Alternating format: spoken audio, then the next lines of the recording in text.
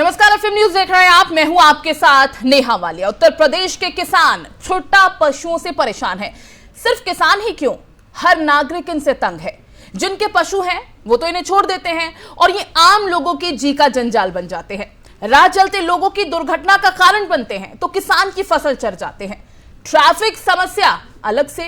ये सारे मसले इस बार विधानसभा चुनाव के दौरान भी खूब उठे हैं। अब ऐसे में लोगों का सवाल है कि क्या अब इन छुट्टा पशुओं से मुक्ति मिल पाएगी?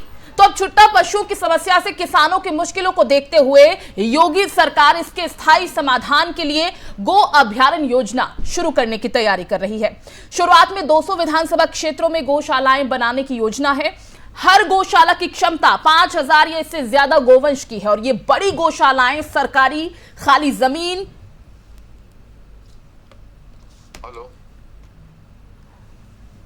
बंजर जमीन, चरागाह पर विकसित की जाएगी और अगर ऐसी भूमि पर अवैध कब्जे हैं तो उन्हें हटाया जाएगा। छुट्टा पशुओं के संरक्षण से संबंधित नई योजना से आमजन को जोड़ने का प्रयास होगा। दुग्ध उत्पादन को बढ़ावा देने के लिए मुर्रा भैंसों के पालन को प्रोत्साहन दिया जाएगा। तमाम जगह वक्फ की जमीन पर कब्जे की जो सूचना मिल रही है, ऐसे सभी कब्जों को हटाया जाएगा। जैसा कि जानकारी अभी तक मिल पा रही है, वक्फ की संपत्ति का नियमानुसार उपयोग किया जाएगा। तो आज के हमारे कुछ सवाल हैं जिनका हम जवाब लेने की इस चर्चा में कोशिश करेंगे कि आखिर क्या इस बार गौशालाओं में जो तमाम समस्याएं हैं उनका समाधान हो पाएगा? क्या इस बार धूप में गोवंश नहीं तड़पेंगे?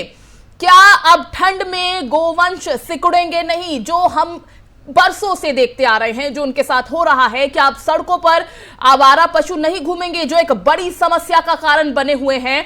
ये जो शुरुआत की जा रही है योजना, इसका क्या असर होगा, इस पर हम बातचीत करेंगे। पूरी चर्चा इसी पर होगी और इस पर सबसे पहले हमारे साथ राजनीतिक विश्लेषक डॉक्टर अजय तिवारी जी हैं। अजय जी, बहुत बहुत स्वागत आपका एफएम न्यूज में।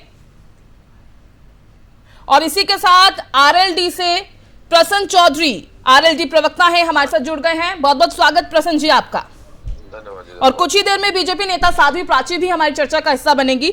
लेकिन प्रसन्न जी, ये जो योजना शुरू की जा रही है गो अभयारण्य, 200 विधानसभा क्षेत्रों में गौशालाएं बनाने की योजना है, कैसे आप इसे देखते हैं? इन्होंने योजनाएं तो कागजों पे बहुत बनाई हुई हैं पहले भी। ये गलत बात को पकड़ के चल रहे हैं।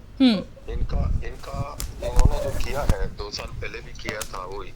मैं कहता हूँ कि इनके राज में जितना नुकसान इस गाय को हुआ है, इतना कभी इतिहास में इस भारत में पहले नहीं हुआ है। अब ये देखो, ये गाय हैं, इन्हें कुत्ते, जो आवारा कुत्ते हैं, नोच के खा रहे हैं। जो ये गौशाला में बंध रही है, इनको घास नहीं मिल रहा है, ये भूखी मर रही हैं। जो इनके व्यवस्था देखने वाले हैं वो पैसे जो मिलते हैं उसे खा जाते हैं, गायों को घास नहीं डालते। ये भूखी सड़ती हैं, या जो आवारा घूम रहे हैं उन्हें कुत्ते नोच के खा रहे हैं। और ये जो अभी कह रहे हैं बनाने को, ये कैसे जमीन कहाँ से लाएंगे, कैसे करेंगे, इतनी जमीन इन्हें कहाँ से मिलेगी? ये फिर भी जिद कर रहे हैं, फिर गलत तरीके पे जा रहे हैं ये। और ये गाय की सुरक्षा नहीं है।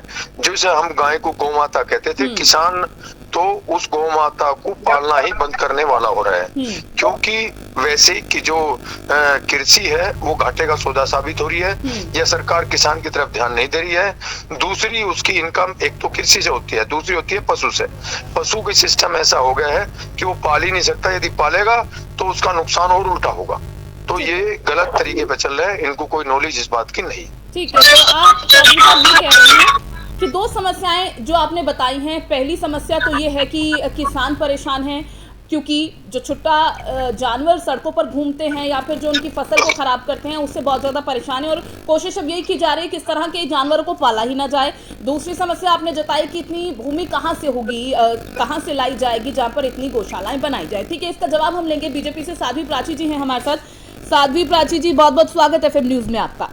जी नमस्कार। एफएम न्यूज का बहुत बहुत धन्यवाद कि आपने ये उसके उत्तर प्रदेश की जनता के दिल को छूने वाला प्रश्न आपने उठाया। जी साध्वी जी, और मुझे लगता है कि जो दर्शक इस वक्त हमारे इस डिबेट को देख रहे होंगे, उन सभी की आज निगाहें आप ही के जवाब पर होंगी, क्योंकि तमाम तरह के सवाल हैं लोगों के मन में इन जानवरों से जुड़े हुए। और कुछ सवाल तो प्रसन्न चौधरी साहब ने ही आपके सामने रख दिए हैं। पहले तो मैं यही जानना चाहूंगी कि ये जो योजना जिसकी आप शुरुआत करना चाह रहे हैं 200 विधानसभा क्षेत्रों में गौशालाएं बनाने की योजना है, अगर ये हो जाता है तो मुझे लगता है कि ये सभी समस्याओं का समाधान होगा। लेकिन चौधरी साहब के जहन में सवाल ये है कि प्लान आप बता रहे हैं कि रेडी है, लेकिन एग्जीक्यूशन कैसे होगा? देखिए, पहली तो बात ये है कि ये जो नेता बोल रहे थे, इनको यही नहीं पता कि उत्तर प्रदेश में समस्या तो तुमने पैदा की है। शुरू से क्यों नहीं आपने इस मुद्दे को उठाया था? साध्वी प्राची ने जब मायावती की सरकार थी तब 18 दिन बागपत में अनशन किया था गौ माता को लेकर के। कभी तुम पहुंचे हो उस अनशन में? कभी कोई धरना प्रदर्शन किया है? कभी कोई इस गौ माता की समस्या को समझ करके अपनी समस्या समझ करके गौ माता की समस्या को जो इतना आज दिखा रहे हो, केवल नेतागिरी झाड़ रहे हो चैनल पे बैठ करके, कभी आपने समस्या को समझ करके कहीं पर इस तरह के कोई धरना प्रदर्शन करके उसकी समस्या को उठाने का प्रयास किया? आज खाली ये बात कह करके कि ये गौ माता सबसे ज्यादा दुखी है। दुखी तो 70 साल से भी थी। हमने तो समाधान किया है समस्याओं का, 70 साल की जो समस्याएं थी। और अब योगी जी ने इतनी अच्छी योजना दी है, 200 गौशालाएं बनाने का जो प्रावधान किया है, ये केवल योगी जी में ही दम है। और कहाँ बनेगी, कैसे बनेगी, वो तो जानते हैं, तभी तो घोषणा की है। जहां पे ये बुलडोजर चला है, जब माफियाओं की जगह पर जो बुलडोजर चला है, उन पर भी बनने की संभावनाएं हैं। गौशाला वहां भी बन सकती है। ये तो योगी जी का अपना विवेक है कि वो कहाँ बनाएंगे, और जो वो घोषणा करते हैं वो अपने आप व्यवस्थित कर देंगे। इसमें आपको चिंता लेने की ज्यादा जरूरत नहीं नेताजी, घबराओ ना। गौशालाएं बनेगी, अभी शुरुआत हुई है, जब नींव हुई रखी गई है तो महल भी बनेगा। न मैं धरने दिए, मैं तो सच्चाई की बात कही है, मैं लड़ने नहीं आया हूँ। आपने अपनी बात रख ली। आप 70 साल से गांव माता का यहाँ मैं समझता हूँ मेरे क्षेत्र में जितना सम्मान गांव माता का होता है इतना कहीं हुआ ही नहीं आज तक। आप पता नहीं किस क्षेत्र में गौशाला बनाई है आपने, कितनी गौशाला बनाई है? हम फालतू की बात नहीं करते, मैं फालतू सुनना चाहता हूं। हमारी माता है, लेकिन आपने इस राय को खा रहे हैं, उसकी जिम्मेदारी आप है। आपने गौशाला बनाई है, आप समझिए उस व्यवस्था को। हम उस व्यवस्था को नहीं समझते। हम घर में पालते हैं गाय को, गाय का सम्मान और हमारे यहाँ गाय का सम्मान आज भी होता है। लेकिन किसान क्या करे, किसान की क्या स्थिति है? आप जानते हो किसान की क्या स्थिति है? कहाँ से लाओगे आप जमीन? तभी तो योगी जी ने समस्या को समझ करके उसका समाधान किया है। आप फालतू की बात करना जानते हो? का सम्मान करती रहेगी, इसलिए गौशाला घोषणा की है। भारतीय जनता पार्टी ही कर सकती है ये काम। चौधरी साहब, मैं आ रही हूँ आपके पास। साध्वी प्राची जी, ये जो सवाल उठा रहे हैं ना चौधरी साहब, ये बहुत सारे लोगों के मन में है, क्योंकि हमने देखा पिछली बार भी जो गौशालाओं की बात कही गई थी और जिस तरह से हालात थे, देखिए गाय सभी की माता है और हमारे भारत देश में किस तरह से उनकी पूजा की जाती है और कहाँ हम उनको मान देते हैं, वो किसी से छुपा नहीं है। और ऐसे में जब इस तरह से सड़कों पर हम उनके हालात देखते हैं, हम देखते हैं कि किस तरह से वो दम तोड़ रहे हैं, धूप में उन्हें छांव नहीं मिल रही है, खाने को उन्हें चारा नहीं मिल रहा है, तो इस तरह की उनकी स्थिति देखते हुए मन मुझे लगता है कि हर किसी का पसीज जाता होगा। इसीलिए ये सवाल बहुत ज्यादा जरूरी है और चौधरी साहब का कंसर्न भी बहुत सही है कि आखिर में व्यवस्था होनी चाहिए। देखिए, मैं इस सवाल को इसलिए उठा रही हूं क्योंकि अभी 5 राज्यों में जो विधानसभा चुनाव संपन्न हुए, साध्वी प्राची जी, आपको भी याद होगा कि किस तरह से इस मुद्दे को उठाया गया था। और मुझे लगता है कि अगर उसके बाद इस तरह का आप कदम उठाने की आपकी सरकार ये कोशिश कर रही है तो ये सराहनीय है। हमारी सरकार मुद्दे नहीं उठाती, हमारी सरकार कहने से पहले करती है। कहीं मुद्दा नहीं उठाए गौशालाओं का। हाँ, हमने देखा कि ये देश की समस्या नहीं है, जन जन की समस्या, हर हिंदू की समस्या है और इसका समाधान होना चाहिए। इसलिए योगी जी ने इसका समाधान किया है। तबाह हो गई है, उस मुद्दे को उठाया गया। जो छोटा जानवर जिससे परेशान थे किसान, उस मुद्दे को उठाया गया था, मैं उसका जिक्र कर रही हूँ। हाँ, उस मुद्दे को उठाया गया था, उसका समाधान हो रहा है। जी, चलिए ठीक है। राजनीतिक विश्लेषक अभी मेरी बात सुनो जी, 3 साल से गौशाला अभी समाधान नहीं हुआ है, किसानों का इतना बड़ा नुकसान है। चौधरी साहब बताइए जरा, 76 साल से क्यों नहीं उठाया इस मुद्दे को? कहाँ थे? आज योगी जी के 1 महीना ही तो हुई सरकार बने हुए, अब तक वो समाधान नहीं हुआ। पहले कहा था, फिर कह रहे हैं फिर समाधान नहीं होगा इनका। चलिए ठीक है, बहुत ज्यादा नुकसान में चला गया। घर में गायों को भिजवाते थे, आप दिखा रहे हो। ठीक है चौधरी साहब, मैं आ रही हूँ आपके पास। राजनीतिक विश्लेषक डॉक्टर अजय तिवारी जी भी हैं हमारे साथ। तिवारी जी, आपका भी बहुत बहुत स्वागत है फिल्म न्यूज में। मैं जी बहुत बहुत नमस्ते आपको और आपके साथ जुड़े आपके प्रसन्न चौधरी साहब को, साथी जी को भी मेरा नमस्कार। नमस्कार। न्यूज चैनल को बहुत बहुत बधाई जी आपसे एक छोटी सी शिकायत। जी जी बिल्कुल बिल्कुल कहें। आप टेलीविजन पे नाम डॉक्टर अजय पांडे आ रहा है, उसे हटा के अजय तिवारी मैं माफी चाहूंगी और मैं बिल्कुल ये टेक्निकल इशू ठीक कराऊंगी कि तिवारी जी का नाम बिल्कुल सही किया जाए जल्दी से। लेकिन तिवारी जी मैं यही आपसे समझना चाहूंगी कि ये जो गो अभ्यारण्य योजना जिसकी बात कर रही है सरकार कि 200 विधानसभा क्षेत्रों में ये गौशालाएं बनाई जाएंगी, इसकी योजना तैयार की गई है और जल्द ही से लागू भी किया जाएगा, इसे आप कैसे देखते हैं? सबसे पहले तो उत्तर प्रदेश की भारतीय जनता पार्टी की पूरी टीम को मैं बधाई देना चाहूंगा कि किसी तरह से सरकार बन गई और सरकार बनी और सरकार बनने के बाद योगी आदित्यनाथ जी ने जो 100 दिन के अंदर का प्रोग्राम बनाया है, चाहे वो मत्स्य पालन विभाग हो, चाहे वो गौशाला का प्रोग्राम हो। गौ रक्षा जरूरी है, गौशालाएं बननी चाहिए, लेकिन गौशाला के लिए प्रत्येक व्यक्ति को जागरूक होना होगा। बिल्कुल सही कह रहे हैं। चाहे वो किसी भी धर्म का हो, चाहे वो किसी भी जाति का हो।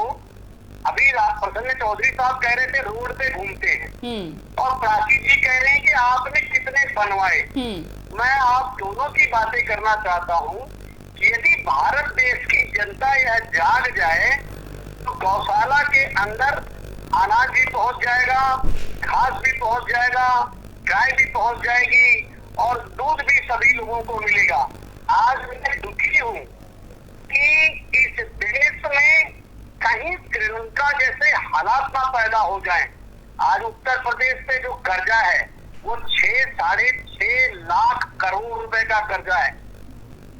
आप देखिए भारत देश के कितने राज्य जो ये फ्री सिस्टम चलाने वाले लोग हैं।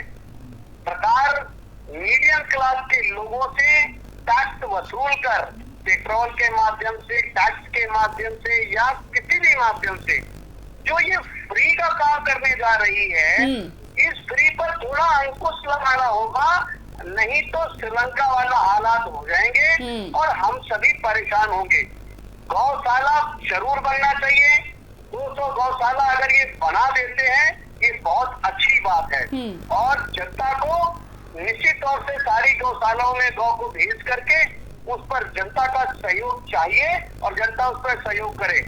अभी प्रसन्न चौधरी जी कह रहे थे कुत्ते घूमते रहते हैं, कुत्ते भी घूमते हैं। समय आएगा तो म्युनिसिपैलिटी पार्टी जो नगर निगम जिसे कहा जाता है उन्हें आदेश दिया जाता है कि सारे कुत्तों को पकड़ के बंद कर दो। तो ये जब पकड़ेंगे नहीं और घर के बाहर काले कुत्ते पाल के, मैंने तो देखा है मैं कहता इन गायों को कुत्ते नोच रहे हैं, मैंने ये कहा था। लेकिन लोग काले काले कुत्ते लेके घूमते रहते हैं कि साहब मैं कुत्ता मारने वाला व्यक्ति हूँ। नहीं चौधरी साहब ये कह रहे थे कि जो संस्कृति को हमें बदलना होगा। मैंने ये कहा था इन्हें कुत्ते, हमारा कुत्ते नोच के खा रहे हैं। अच्छा हाँ, शायद आप समझ नहीं पाए उनकी बात को। जी बताइए। वो ये कह रहे थे कि जो गौ माता जो सड़कों पर घूमती हैं, जो आवारा पशु घूमते हैं, उन्हें कुत्ते नोच कर खाते हैं क्योंकि उनकी सुरक्षा का कोई इंतजाम नहीं है। नहीं ऐसा नहीं है, ये गलत बात है। कुत्ते नोच के खाते नहीं है। एक्चुअल में कुत्तों को ज्यादा महत्व घर के बाहर दे दिया गया है। घर का कूड़ा बाहर फेंकने वाले घर के कूड़े के गेट के बाहर फेंक देते हैं, इसलिए कुत्ते वहां पर आते हैं। हाँ, वो अलग समस्या है, वो अलग समस्या है। ठीक है तिवारी जी, जागरूक होना होगा। मैं बिल्कुल तिवारी जी आपकी इस बात से इत्तेफाक रखती हूँ। मैं बिल्कुल आपकी बात से इत्तेफाक रखती हूँ कि किसी एक की जिम्मेदारी नहीं है, सिर्फ सरकार की जिम्मेदारी नहीं है। इनिशिएटिव सरकार को लेना होगा, लेकिन उस इनिशिएटिव में सभी को अपनी भागीदारी दिखानी होगी क्योंकि गाय सभी की माता है। ये नारा हम शायद बचपन से अपने घर से ही सुनते आते हैं और इस बात को इम्प्लीमेंट भी करना चाहिए। न सिर्फ दूसरे पर सवाल उठाना सही है, उस सवाल को उठाने के लिए हम कितने जिम्मेदार हैं, हम कितनी भागीदारी अपनी दर्ज करा रहे हैं, वो भी बहुत ज्यादा जरूरी हो जाता है। चौधरी साहब, कितना इत्तेफाक आप इस बात से रखते हैं कि हमारी भी जिम्मेदारी बनती है इन चीजों को देखते हुए? नहीं, मैं तो कहता हूँ गाय हमारी माता है, हमारी परंपराओं से जुड़ी हुई है, हमें उसका सम्मान करना चाहिए और करते हैं हम। लेकिन किसान के आगे सबसे बड़ी समस्या ये आती है कि उसकी 2 जगह से इनकम होती है। इनकम ऑफ सोर्स है, एक तो खेती है दूसरा पशु है, खेती घाटे का सौदा साबित हो रही है, उसमें उसे इनकम नहीं हो रही है, बिल्कुल भी नुकसान में जा रहा है। आय सरकार एक तरफ कहती है हम आय आपकी दोगुनी करेंगे, वो चौथाई हो रही जा रही है। दूसरा नंबर उसकी इनकम होती है पशुओं से। पशुओं से कैसे होती है? तो दूध बेचता है या पशु को पालता है, वो जवान करता है, उसको बेच देता है, उससे उसकी इनकम होती है। अब कोई से भी तरीके से, न तो उसके वे पशु बिक रहे हैं, जो पशु उसका 40,000 में 50,000 में बिक सकता था, वो 10 में 5 में बिक रहा है, या उसे कोई फ्री लेने को भी तैयार नहीं है। वो गले में से गरखोल निकाल के उसको निकाल दे रहा है, क्योंकि उसका 1 साल का खर्चा ही उस पर चलता नहीं घास का। तो वो किसान क्या करे? इसमें क्या था, गाय माता हमारी देसी जो गाय थी, हमें उसे पालना था। सरकार की एक योजना होनी चाहिए थी, जो उस देसी गाय को पालेगा उसे सब्सिडी दी जाएगी, उसे पैसे जैसे भी उसकी तरफ सरकार को योजना लाती, सब्सिडी देते और दूसरे तरीके से उसकी आय बढ़ाते उस किसान की। तो जो देसी गाय पालता उसे कुछ न कुछ मिलता है, तो घास पे सब्सिडी मिलती या उसके खाने पे सब्सिडी मिलती, तो वो देसी गाय को पालता भी। अब वो कैसे पाले? उसे तो नुकसान हो रहा है उल्टा, वो पाल नहीं सकता। और इस नुकसान की भरपाई किसान नहीं कर पा रहा है, जिसकी वजह से उसे अपने जानवर छुट्टा छोड़ देने पड़ रहे हैं। आप ये कह रहे हैं ये सरकार क्या कर रही है? उसे हो रहा उल्टा नुकसान हो रहा है, जो छोटे पशु हैं उसके खेत में मार रहे हैं, तो मारने भी लगे हैं। मुझे लगता है कि इस समस्या से आप भी जरूर वाकिफ होंगी और आपको भी मालूम होगा कि गाय से ये नहीं कर रहे हैं, गाय से प्यार है, कितनी बड़ी ये समस्या है। ये उल्टा नुकसान कर रहे हैं, दिखाने को प्यार है। साध्वी प्राची जी, मुझे लगता है जरूर इस बात में हामी भरेंगे और इस बात को बीजेपी सरकार भी मानने से इनकार नहीं कर सकती। और शायद यही वजह है कि योगी सरकार के गठन होने के कुछ ही दिन बाद हम देख रहे हैं कि सरकार ने छुट्टा पशुओं के गो अभयारण्य योजना की शुरुआत करने की बात कही है। नहीं, मैं तो कहता हूं ये बात उनकी ठीक है, कम से कम सोचा, लेकिन सोच गलत रहे हैं, अब भी तरीका गलत है। अब भी वो उस तरीके से, जिस तरीके से वो जा रहे हैं, उसका लाभ होने वाला नहीं है, नुकसान होगा। हाँ, उन्हें तरीका बदलना पड़ेगा, जब जाके वो इस गाय को बचा पाएंगे और किसान को बचा पाएंगे। ठीक है, मैं ये जरूर आपसे पूछना चाहूंगी, क्योंकि बहुत सारे सवाल हैं आपके मन में और ये सवाल सही भी हैं। मैं बिल्कुल आपके सवालों के साथ हूं, क्योंकि यही सवाल मेरे भी हैं। क्योंकि जिस तरह से लापरवाही हमने देखी पिछले कुछ सालों में, उस लापरवाही से ये लाजमी है कि इन योजनाओं का धरातल पर उतरना, इस योजना का धरातल पर उतरना कितना ज्यादा जरूरी है। वरना जो हालात हैं छुट्टा जानवरों के, वो किस तरह के हैं सभी के सामने हैं। ये जो गौशालाएं हैं, सरकारी खाली जमीन, बंजर जमीन, चरागाह पर विकसित की जाएगी, इस तरह की बातें की जा रही हैं। और अगर ऐसी भूमि पर अवैध कब्जे हैं तो उन्हें हटाया जाएगा। तो इसे आप किस तरह से देखते हैं? ये बातें कही जा रही हैं कि इस तरह से हम जमीन का इस्तेमाल करेंगे। ये जमीन कहाँ से आवेगी? एक 200 गौशाला कह रहे हैं, एक जिले में कितनी गौशाला बनाएंगे? एक जिले में लगभग 300-400 गांव होते हैं, 300-400 गांव होते, कहाँ से आएगी जमीन? कहाँ से बनाएंगे गौशाला? कितनी गौशाला है? कितना लाभ हो पाएगा इससे? तो चौधरी साहब, उसका तो पूरा प्लान तैयार कर रही होगी ना सरकार। अगर इस तरह की योजना का वो जिक्र कर रहे हैं, 200 गौशालाओं की बात कर रहे हैं, तो कुछ तो प्लान, कुछ तो स्ट्रैटेजी होगी। हालांकि अभी शायद साध्वी प्राची जी है नहीं हमारे साथ, टेक्निकल इशू की वजह से। मैं दोबारा जुड़ने की उससे कोशिश करूंगी और इस सवाल का जवाब मैं भी ज्यादा देर नहीं रुकूंगा, मुझे दूसरी मीटिंग में जाना है कहीं। आपका फोन बिजी हो जाता है, अब ये फोन मेरा बिजी हो गया। नहीं चौधरी साहब, मैं आपका जो है कंसर्न बहुत जरूरी है और आपके सवाल भी बहुत ज्यादा जरूरी हैं। क्योंकि अगर आप इस समस्या के समाधान में अपनी इन्वॉल्वमेंट नहीं दिखाएंगे तो मुझे लगता है कि ये सही नहीं होगा बिल्कुल भी। और आप मुझे बस मोटे तौर पर ये समझाइए कि ये जो कार्य योजना तैयार करने की बात कही गई है, आपको लगता है कि इससे समाधान हो पाएगा अब जो पिछले कई सालों में होता दिखाई नहीं दे रहा था? और मैं इसलिए इस मुद्दे पर जोर डाल रही हूँ क्योंकि हमने विधानसभा चुनाव में हमने देखा था कि किस तरह से इस मुद्दे को उठाया गया था बार बार। मेरे विचार से तो ये समाधान है नहीं जो सरकार चाह रही है। आपका ये मानना है कि इसका समाधान इससे नहीं हो पाएगा। अजय तिवारी जी, आप सुन रहे हैं और आप भी इस समस्या से बिल्कुल इत्तेफाक रखते हैं और आपने बताया कि किस तरह से होना चाहिए। आपको क्या लगता है कि ये जो 200 गौशालाएं बनाने की बात कही जा रही है, ये धरातल पर उतर पाएगी योजना? देखिए, मैंने आपको पहले भी कहा, इसमें जनता को जागरूक होना होगा। बहुत से ऐसे लोग उत्तर प्रदेश में ऐसे हैं जो 10-10 गायों का शाम को दूध निकाल लेते हैं और घर के बाहर छोड़ देते हैं और फिर वो गाय अपने आप ही टाइम से फिर आ जाती हैं, फिर दूध निकाल देते हैं, फिर छोड़ देते हैं। ना ही वो ठीक से उन्हें खिलाना जानते हैं, ना पिलाना जानते हैं। और जब वो गाय मतलब मजबूर हो जाती है, मरीज हो जाती है, तब उसे बहुत दिक्कत होती है और वो गली गली रोड रोड घूमती है और दूध भी नहीं देती है। ऐसी स्थिति में यदि 200 गौशालाएं बनती हैं तो 200 गौशालाएं में जितनी गाय आते हैं वहाँ पर उनको रख करके उनका ध्यान देना चाहिए, और अगर गौशाला बढ़ाने की आवश्यकता हो तो उन्हें बढ़ाना चाहिए। रही बात किसानों की, तो आदरणीय चौधरी साहब अभी कह रहे थे, बिल्कुल ठीक कह रहे थे, किसानों की परेशानियों पर भी उत्तर प्रदेश सरकार को सोचना है और सोचना चाहिए। और जहाँ तक योगी आदित्यनाथ जी भली भांति जानते हैं कि यह चुनाव कैसे जीता गया है। देखिए, मैं ग्राफ की बात कर रहा हूँ। आप देखिए 47 सीट समाजवादी पार्टी की थी और वो 125 तक पहुंची। भारतीय जनता पार्टी 333 थी और 273 पहुंची। तो भारतीय जनता पार्टी को इतना उत्साहित होने की जरूरत नहीं है। अगर आंकड़ों के हिसाब से देखें तो भारतीय जनता पार्टी आज मुख्यमंत्री जरूर है, पर वो आंकड़े उनके कम है। उन्हें उत्तर प्रदेश राज्य में रोजगार, प्रवासियों की समस्या, आज उत्तर प्रदेश में लगभग 60-70 लाख प्रवासी अपना प्रवासी जीवन बिताते हैं। लगभग कितने ऐसे किसान हैं जो अपनी परेशानियों से जूझ रहे हैं। केवल गौशाला ही नहीं, अभी उन्होंने मत्स्य पालन के लिए भी किया हुआ है। संजय निषाद जी, ठीक है, लेकिन तिवारी साहब केंद्रीय मंत्री बने हैं। हाँ। मैं तो यही कहूँगा चौधरी साहब, यदि आप हमारी बात सुन रहे हो तो आपकी बात से मैं जरूर सहमत हूँ, इसमें कोई दो राय नहीं है। ठीक है। लेकिन योगी सरकार को अपने पिछले चुनाव से सबक लेते हुए निश्चित रूप से वो अपने काम को करना चाहिए। और अगर वो करते हैं तो 2024 जिसकी लड़ाई वो लड़ने जा रहे हैं, जिसकी वजह से निहाती आप देखिए प्लान बना दिया गया है, और उत्तर प्रदेश के मंत्रियों का गठन, जो चुनाव नहीं जीता उसे डीपी बना दिया, जो जीत गया उसे मंत्री भी नहीं बनाया गया।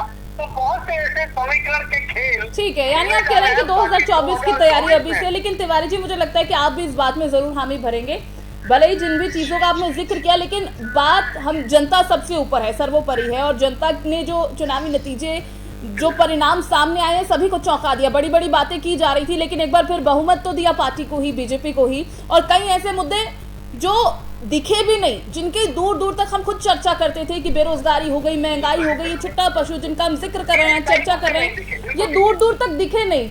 जाने क्यों उनको विश्वास था या जो भी है, खैर वो हमारा चर्चा का विषय नहीं है। साध्वी जी हमारे साथ फिर जुड़ गई हैं। साध्वी प्राची जी, आपने पूरी बात सुन ली होगी और तिवारी जी के मन के जो सवाल है वो भी आपने सुन लिए होंगे, और कहा है कि आपके ऊपर जिम्मेदारी अब बहुत बढ़ गई है। इस जिम्मेदारी को समझना जरूरी है, लेकिन किसानों को जो समस्याएं हो रही हैं वो भी अंदाज पड़ जाएगा कि